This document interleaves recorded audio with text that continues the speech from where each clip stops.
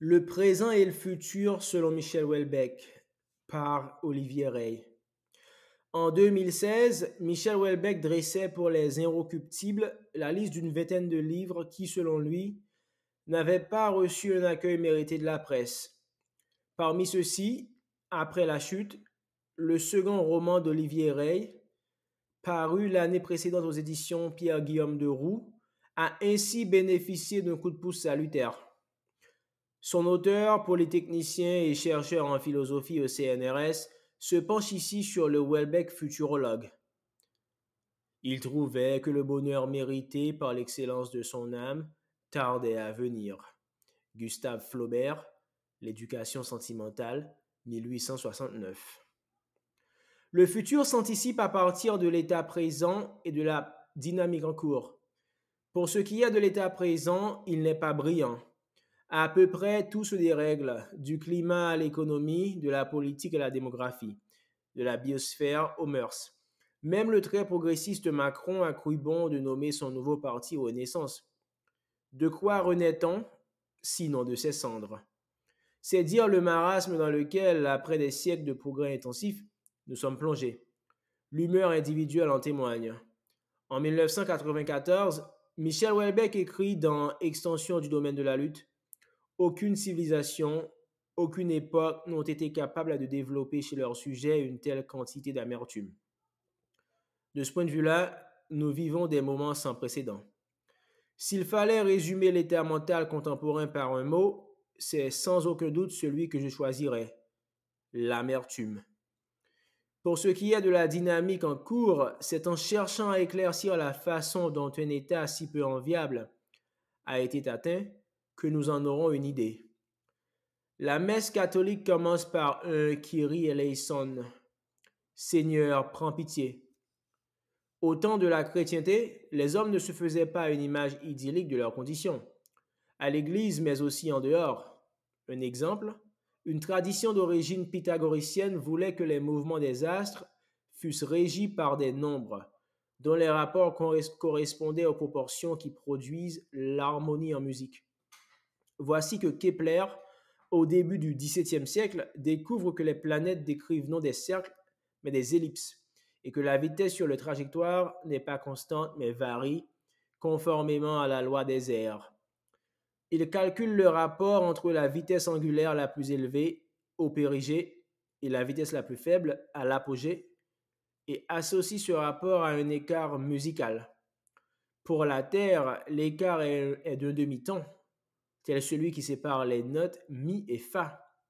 Kepler en déduit que la Terre chante sur son orbite mi-fa, mi-fa, et met cette mélodie en lien avec le fait que, sur Terre, règne miseria, misère, et fames, famine. On peut constater que les hommes de ces temps-là ne se montaient pas la tête. Ils prenaient leur mal en patience et se réjouissaient d'autant plus quand il y avait lieu de le faire. Le bonheur, une idée neuve. Saint-Just eut raison d'affirmer, à la fin du XVIIIe siècle, que le bonheur était une idée neuve en Europe.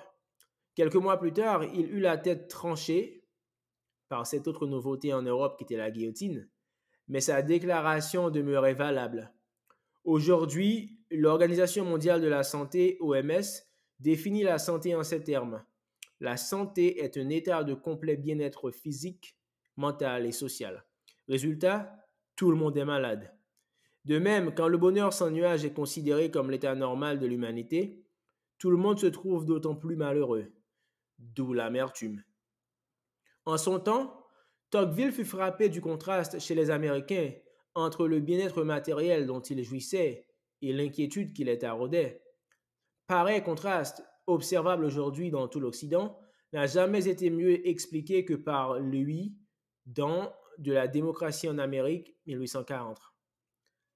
Entre guillemets, quand toutes les prérogatives de naissance et de fortune sont détruites, que toutes les professions sont ouvertes à tous et qu'on peut parvenir de soi-même au sommet de chacune d'elles, une carrière immense et aisée semble s'ouvrir devant l'ambition des hommes, et ils se figurent volontiers qu'ils sont appelés à de grandes destinées. Mais c'est là une vue erronée que l'expérience corrige tous les jours. Cette même égalité qui permet à chaque citoyen de concevoir de vastes espérances rend tous les citoyens individuellement faibles. Elle limite de tous côtés leurs forces en même temps qu'elle permet à leur désir de s'étendre. Ils ont détruit les privilèges gênants de quelques-uns de leurs semblables. Ils rencontrent la concurrence de tous. La borne a changé de forme plutôt que de place. Cette opposition constante qui règne entre les instincts que fait naître l'égalité et les moyens qu'elle fournit pour les satisfaire tourmente et fatigue les âmes. Fermez les guillemets.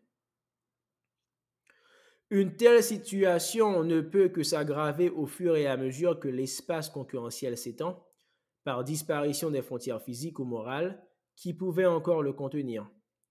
Sur le plan politique, nous vivons depuis au moins les lendemains de la Seconde Guerre mondiale dans un régime d'alternance unique entre la droite de gouvernement et la gauche de gouvernement. La droite plutôt portée sur la libéralisation économique, la gauche sur la libéralisation des mœurs, avec de très larges recoupements et sans jamais de rebroussement. Houellebecq a montré ce qui a résulté sur le terrain sexuel de l'abolition des anciennes limites. Non pas des délices pour tous, mais une compétition exacerbée et un contingent énorme de vaincus. Toujours dans Extension du domaine de la lutte, il écrit « Tout comme le libéralisme économique sans frein, et pour des raisons analogues, le libéralisme sexuel produit des phénomènes de paupérisation absolue. Certains font l'amour tous les jours, d'autres 5 ou 6 fois dans leur vie, ou jamais. Certains font l'amour avec des dizaines de femmes, d'autres avec aucune. C'est ce qu'on appelle la loi du marché. Dans un système économique où le licenciement est prohibé, chacun réussit plus ou moins à trouver sa place. Dans un système sexuel où l'adultère est prohibé, chacun réussit plus ou moins à trouver son compagnon de lit. En système économique parfaitement libéral, certains accumulent des fortunes considérables, d'autres croupissent dans le chômage et la misère. En système sexuel parfaitement libéral, certains ont une vie érotique variée et excitante, d'autres sont réduits à la masturbation et à la solitude. Le libéralisme économique, c'est l'extension du domaine de la lutte, son extension à tous les âges de la vie et à toutes les classes de la société. De même, le libéralisme sexuel, c'est l'extension du domaine de la lutte, son extension à tous les âges de la vie et à toutes les classes de la société. Une chose est de le dire, une autre est de faire vivre et mourir un personnage tel que Raphaël Tisserand, le anti-héros d'extension du domaine de la lutte, qui souffre intensément de ne pas plaire aux femmes et de n'avoir aucune vie sexuelle. À cela s'ajoute que pour les vaincus tels que lui, les souffrances de la privation se doublent d'une condamnation interne. Si le surmoi à l'ancienne porteur d'interdiction s'est en effet considérablement affaibli, ce n'est pas pour autant que le surmoi en lui-même s'est atrophié. C'est plutôt qu'il s'est métamorphosé pour devenir, dans une large mesure, une instance qui prescrit de jouir, de s'éclater et persécute en cas d'échec. Ce qui torture Tisserand est, plus encore que sa disette sexuelle, son manquement à l'impératif de jouir. Ici, l'amertume voisine avec le désespoir. L'illusion d'indépendance. Si des extraterrestres observaient les hommes depuis leur soucoupe, ils auraient remarqué au cours des derniers siècles 2 grandes mutations touchant l'espèce. La première tient au changement de statut de la technique qui, d'instrument au service des hommes, est devenu instrument de leur évidement. On m'a vidé comme un poulet, se dit à l'Annabelle des particules élémentaires après qu'on lui a retiré son utérus. L'utérus artificiel se propose quant à lui de mettre tout utérus hors circuit. Dorénavant, expliquait déjà en 1955 le prix Nobel de physique allemand Werner Heisenberg, l'un des pères de la physique quantique. La technique n'apparaît presque plus comme le produit d'efforts conscients humains en vue d'augmenter le pouvoir matériel. Elle apparaît plutôt comme un événement biologique à grande échelle au cours duquel les structures internes de l'organisme humain sont transportées de plus en plus dans le monde environnant l'homme. C'est donc un processus biologique qui, par sa nature même, se trouve soustrait au contrôle de l'homme. Car même si l'homme peut faire ce qu'il veut, il ne peut vouloir ce qu'il veut. La seconde mutation concerne les liens entre humains. Conscient que ces liens appartiennent à l'essence même de l'humanité, Auguste Comte écrivait en 1864 dans son système de politique positive. Tout être devant se former de ses semblables, l'humanité se décompose, d'abord en cité, puis en famille, mais jamais en individu. Disant cela, il récuse les théories apparues à partir du XVIIe siècle qui conçoivent la société comme rassemblement d'individus primitivement indépendants. Comte a beau avoir raison, dans les mentalités, c'est bien la conception individualiste qui s'est imposée. Avec ce paradoxe que c'est à l'époque où tout un chacun n'a jamais été aussi dépendant, dans sa vie ordinaire, de l'activité d'une quantité invraisemblable d'autres êtres humains, que l'illusion d'indépendance est la plus répandue. C'est que le besoin que le chasseur-cueilleur avait du concours des membres de sa tribu, le paysan du concours de ses voisins, était une évidence, quand la dépendance du contemporain à l'égard de millions d'autres peut demeurer ignorée, médiatisée, qu'elle est par un gigantesque appareil technologico-économique, monétaire et assurantiel. À la fin de Sérotonine, Florent-Claude Labrousse ne sort plus de son logement, un studio situé dans l'une des tours plantées à Paris entre la porte de Choisy et la porte d'Ivry. En utilisant le vide ordure d'une part et de l'autre le nouveau service de livraison de l'alimentaire mis en place par Amazon, je pouvais atteindre à une autonomie presque parfaite. Fermez les guillemets. Bizarre autonomie qui suppose qu'à l'extérieur, des légions innombrables continuent de s'agiter pour faire fonctionner la machine. Sorte d'autonomie quand même, par contraste avec les anciens aspects communautaires de la vie, évaporés. Familles et communautés. La famille elle-même n'a pas résisté. Labrousse n'en fait le constat. Certains sociologues de peu d'intelligence prétendaient distinguer de nouvelles tribus dans les familles recomposées. C'était bien possible, mais des familles recomposées pour ma part, je n'en avais jamais vu. Des familles décomposées, oui. Je n'avais même à peu près vu que ça, hormis bien entendu les cas d'ailleurs nombreux, où le processus de décomposition intervenait déjà au stade du couple avant la production d'enfants.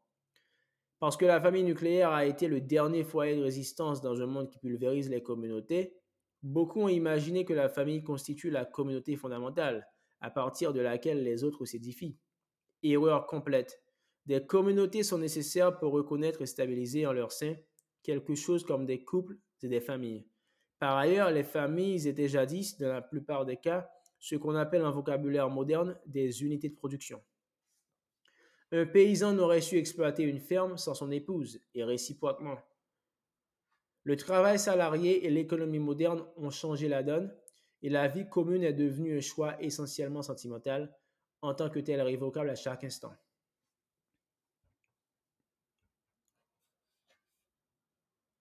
À un journaliste américain du magazine Forbes, Macron expliquait ainsi en 2018 sa suppression de l'exit tax pour les contribuables qui transfèrent leur domicile à l'étranger afin d'échapper à l'impôt sur les plus-values réalisées en France. Je ne veux aucune exit tax. Cette taxe n'a aucun sens. Les gens sont libres d'investir là où ils veulent. Si vous voulez vous marier, vous ne devez pas expliquer à votre partenaire que si tu te maries avec moi, tu ne seras pas libre de divorcer. Le divorce, donc, est désormais contenu dans la notion même de mariage.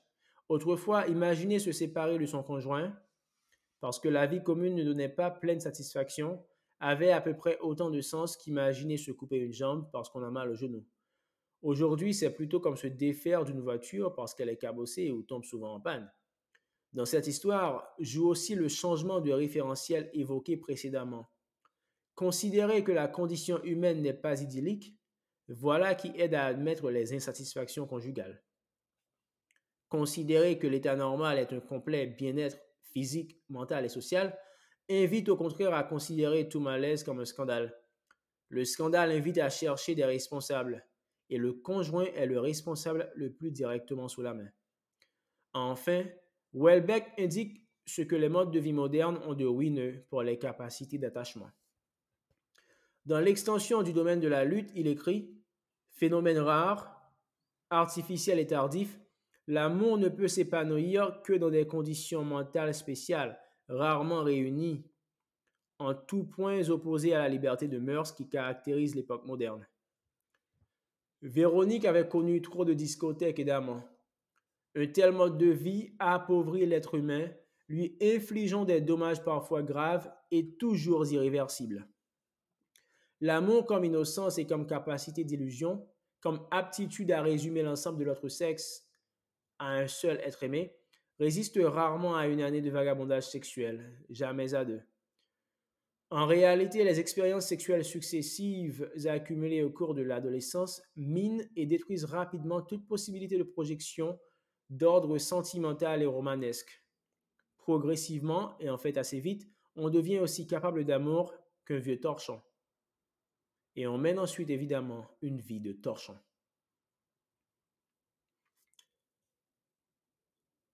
Une vie amère, cela va sans dire. Quoi qu'on fasse, une vie humaine est confrontée à de l'insupportable. La ressource fondamentale pour y faire face est de reconnaître que cet insupportable n'est pas une malédiction personnelle, mais une condition partagée, dans la tourmente de s'aimer. Aimer non de façon indistincte sur le mode humanitaire, mais concrètement une personne. Houellebecq cite ce passage de l'adolescent de Dostoïevski, 1875, ouvre les guillemets. Quant à faire obligatoirement le bonheur d'au moins une créature au cours de sa vie, mais de le faire pratiquement, c'est-à-dire effectivement, je l'érigerai en commandement pour tout homme cultivé, exactement comme je pourrais faire une obligation à tout paysan de planter au moins un arbre dans sa vie, étant donné le déboisement de la Russie. Ferme les guillemets.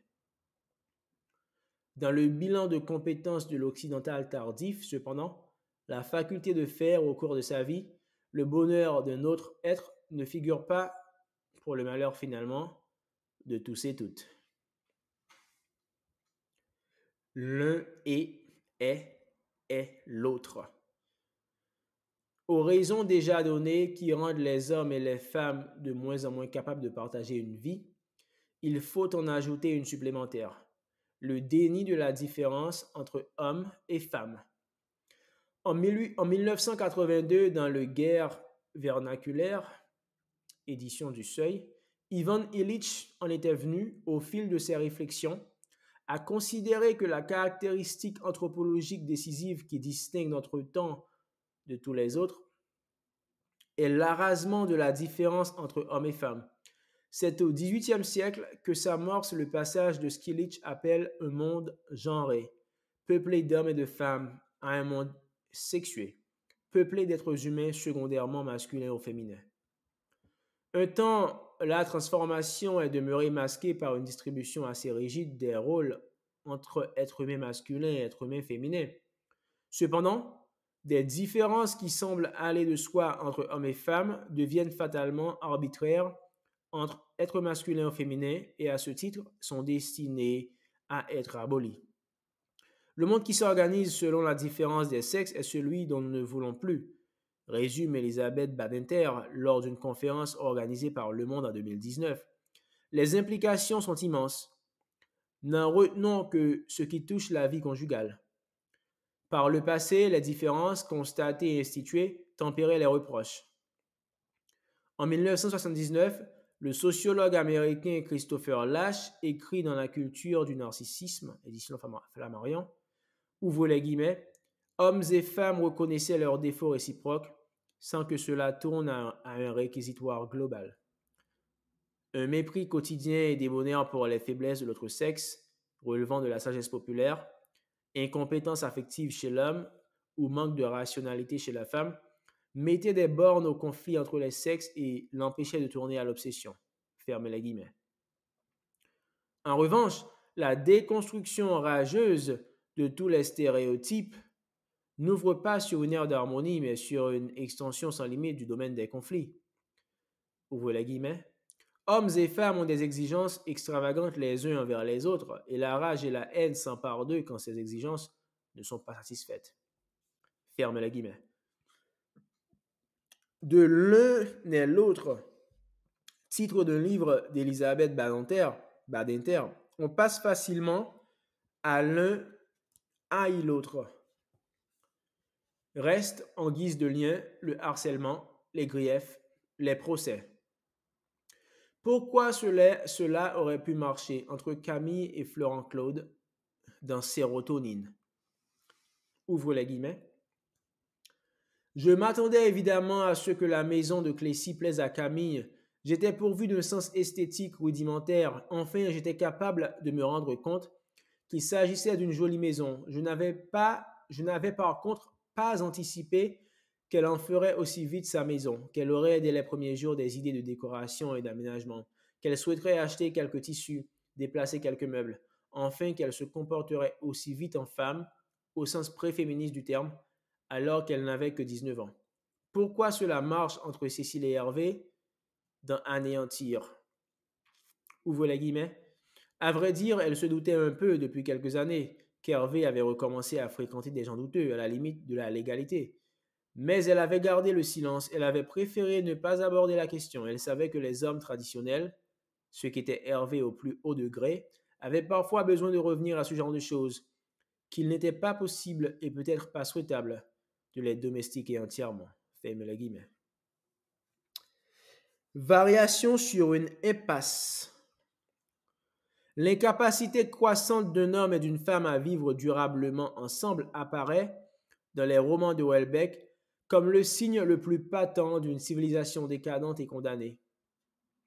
Michel Houellebecq écrit dans Les Particules élémentaires, ouvrez les guillemets, l'histoire humaine du XVe au XXe siècle de notre ère peut essentiellement se caractériser comme étant celle d'une dissolution et d'une désagrégation progressive, ferme les guillemets. Une dislocation psychologique, ontologique et sociale. Le bonheur est une idée périmée en Europe. Puis dans Sérotonine, ouvre les guillemets, Claire avait eu sa part de mélodrame. Elle avait connu des années agitées sans véritablement s'approcher du bonheur. Mais cela, qui le peut, pensait-elle. Plus personne ne sera heureux en Occident, pensait-elle encore. Plus jamais nous devons aujourd'hui considérer le bonheur comme une rêverie ancienne. Les conditions historiques n'en sont tout simplement pas réunies.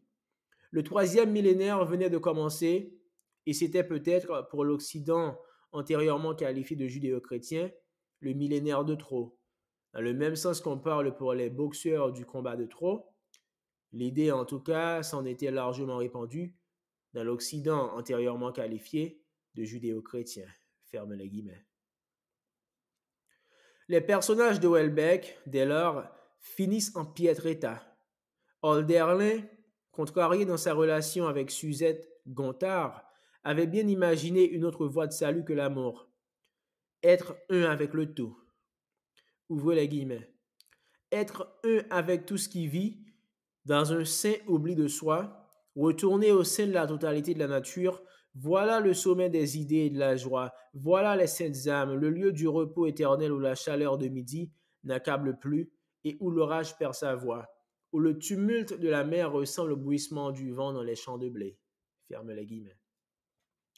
Malheureusement, la science moderne est passée par là, qui a détruit toute connivence entre l'homme et la nature. Ouvre les guillemets. Hélas, j'ai appris à me différencier de tout ce qui m'environne. Je suis isolé au sein du monde si beau. Je suis exclu du jardin de la nature où je crois fleuri et dessèche au soleil de midi. Fermez les guillemets. De même, à la toute fin d'extension, le héros qui, après la faillite amoureuse, espérait encore, dans une forêt de l'Ardèche, réussir à fusionner avec la nature, doit constater son échec. Ouvre les guillemets. Je suis au centre du gouffre. Je ressens ma peau comme une frontière et le monde extérieur comme un écrasement. L'impression de séparation est totale. Je suis désormais prisonnier de moi-même. Elle n'aura pas lieu, la fusion sublime. Le but de la vie est manqué. Il est 2 heures de l'après-midi. Ferme les guillemets. Curieuse, cette mention finale de l'heure. On songe au poème de Rimbaud qui, commençant par, ouvre les guillemets, j'ai embrassé l'aube d'été, ferme les guillemets, se termine par, ouvre les guillemets, au réveil il était midi, ferme les guillemets. Dans Aube, ce midi final a de multiples connotations, dont celle-ci. Par analogie avec la position verticale de l'aiguille de l'horloge au milieu du jour, midi évoque l'érection carabinée de qui s'éveille après avoir, en rêve, levé un à un les voiles, senti un peu son immense corps. Certains reprochent à Houellebecq d'être exagérément négatif. Mais 2 heures de l'après-midi, ce n'est pas 6 heures. On se dit qu'un petit coup de langue et ça pourrait repartir. Du reste, dans l'ultime scène de l'adaptation cinématographique du roman, le personnage entreprend de s'initier à la danse de salon. La liberté individuelle et ses illusions.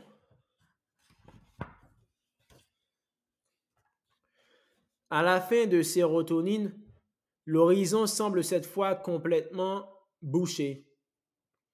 La Brouste a calculé que lorsqu'il se jettera par la fenêtre de son studio, les 100 mètres qui le séparent du trottoir seront parcourus en moins de 5 secondes. Ce qui a provoqué la séparation d'avec Camille, dont il ne s'est jamais remis, et sa liaison avec Tam, une petite blague de la délégation anglaise rencontrée lors d'un déplacement à Bruxelles pour des discussions sur le budget agricole européen. Pourquoi un échec aussi complet alors que Camille et lui étaient faits l'un pour l'autre? Houellebecq écrit, ouvre les guillemets, avons-nous cédé à des illusions de liberté individuelle, de vie ouverte, d'infini des possibles? Cela se peut. Ces idées étaient dans l'esprit du temps. Nous ne les avons pas formalisées. Nous n'en avions pas le goût. Nous nous sommes contentés de nous y conformer, de nous laisser détruire par elles, et puis, très longuement, d'en souffrir. Si, ouvre les guillemets, l'esprit du temps, ferme les guillemets, a sa part de responsabilité, il n'est pas le seul à incriminer. Il faudrait aussi tenir compte des conditions pratiques de l'existence. Une existence où il y a des déplacements à Bruxelles. Bruxelles, capitale de l'Union européenne, est en quelque sorte le symbole de la délocalisation des existences, en plus d'être le symbole de la déseuropéanisation de l'Europe. Une existence où également des tables sont souvent de passage à Paris. En bref, un monde où il y a du lointain qui invite au débordement, mais du lointain, pas lointain, qui déborde sur le proche. Autrement dit, il n'y a pas que les illusions de liberté individuelle, de vie ouverte, d'infini des possibles. Il y a aussi l'Eurostar et le Thalys. Là où l'esprit du temps joue un rôle déterminant, c'est moins dans la conduite de la Brouste que dans la réaction qu'elle suscite chez Camille. Au lieu d'attribuer l'infidélité de son compagnon à une faiblesse masculine, elle y voit l'adhésion à un idéal de liberté individuelle, de vie ouverte, d'infini des possibles, totalement contradictoire avec ce à quoi elle aspire. Aussi pour elle, l'écart n'est-il pas un écart, mais la révélation d'un abîme infranchissable. Anéantir le monde. Dans Encyclopédie des sciences philosophiques, Hegel cite 3 instances à même d'arracher le singulier à sa singularité. La sexualité, la maladie, la mort, soit exactement les 3 thèmes centraux d'Anéantir. Preuve, s'il n'en fallait que Houellebecq ne déconne pas, au sens littéral comme au sens de Hegel. Il se trouve que dans Anéantir, 3 attentats sont évoqués. Le premier est contre un porte-conteneur chinois, le deuxième contre une banque de sperme danoise, le troisième contre un bateau de migrants au large des Baléares. Si l'objectif des terroristes était d'anéantir le monde tel qu'ils le connaissaient, d'anéantir le monde moderne, ils ne pouvaient pas leur donner tout à fait tort, écrit Houellebecq au sujet de son héros Paul. Au bout de l'impasse occidentale, l'anéantissement pur et simple est-il donc la seule perspective? Dans d'autres romans, diverses échappatoires sont envisagées. Dans Plateforme, un tourisme sexuel organisé à grande échelle semble de nature à sortir à la fois le nord de sa dépression et le sud de sa misère. Du win-win s'il en est.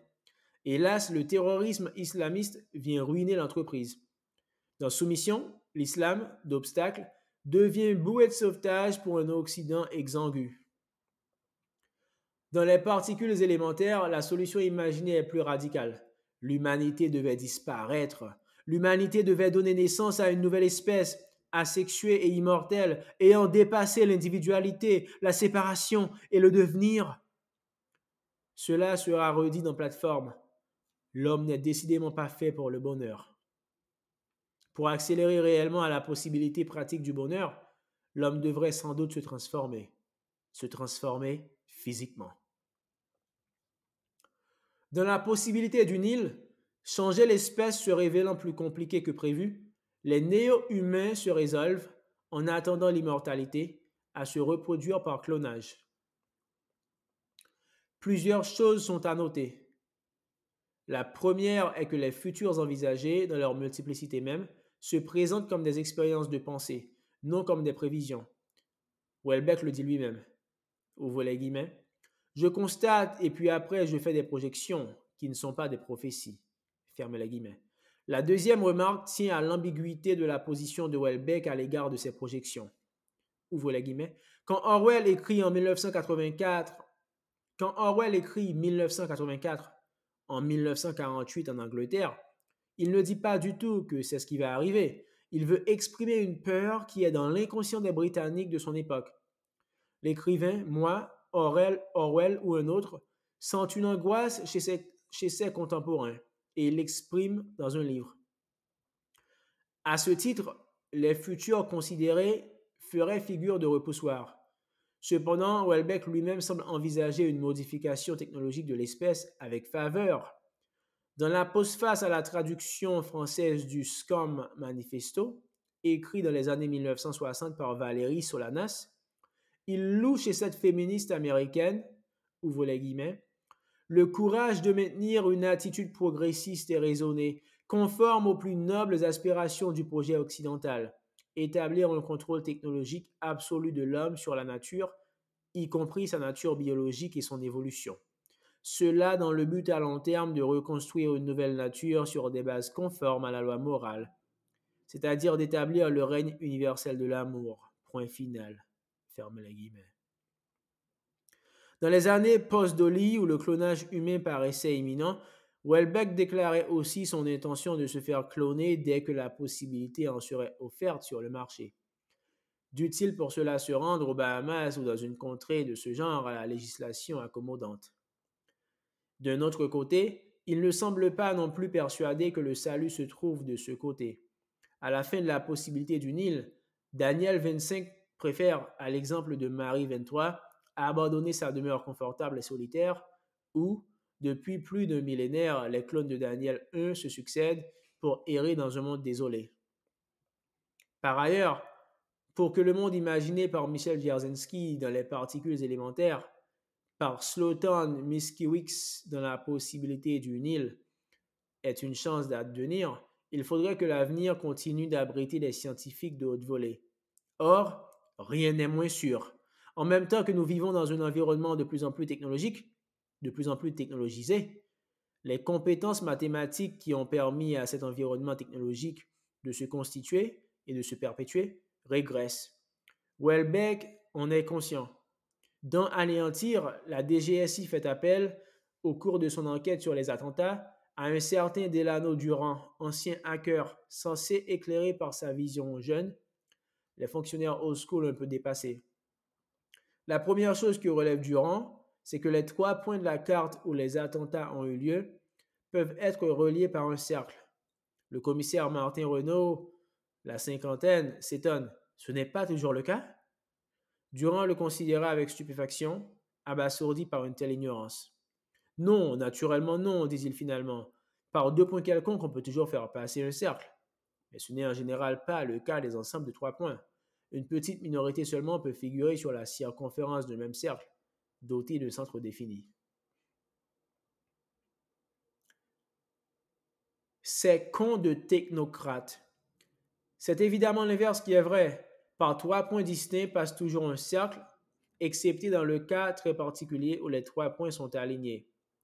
Et par 3 points distincts de la surface terrestre, assimilés à une sphère, passe toujours un cercle, intersection du plan défini par les 3 points et la sphère.